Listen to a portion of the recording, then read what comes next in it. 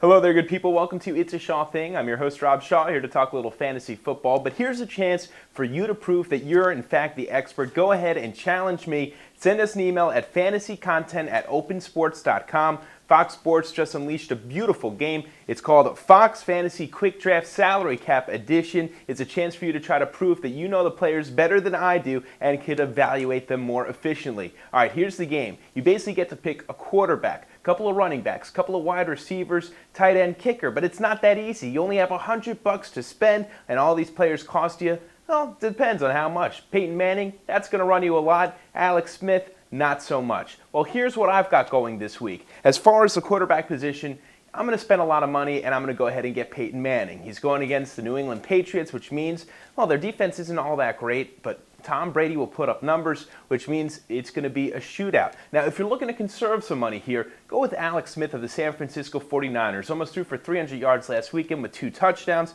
Best yet, he's going against the Chicago Bears this weekend. That is not the same Bears defense you remember from the 1980s. Next up, we move to the running back position, and if you're looking to spend big, I'd say avoid Adrian Peterson. You very rarely hear that. Let me explain why. He's playing against the Detroit Lions. This game should be over after the first quarter. Might as well have another bye week for Mr. Peterson because he's barely going to play in the second half.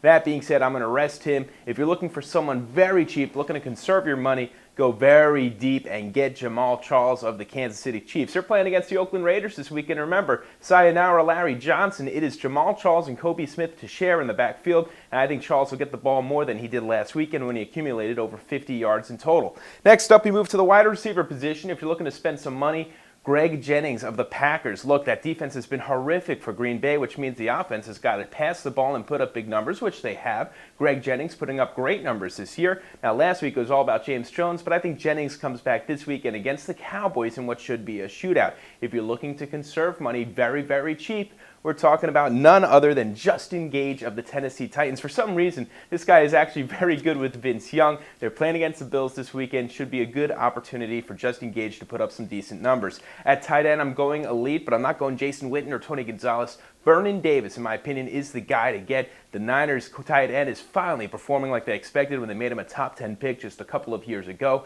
And at kicker, going back to that Bills vs. Titans game, Baronis has some leg. He could kick the 50-yarder. And the Bills' defense, not that bad, which is why the team is actually in a lot of the games that they've played as of late. So I think that the Titans are going to be forced to kick some field goals. Rob Baronis is my pick there. Again, if you feel that you know more than I do, which is, I guess, possible, you could email us fantasycontent@opensports.com. I'm Rob Shaw, signing out.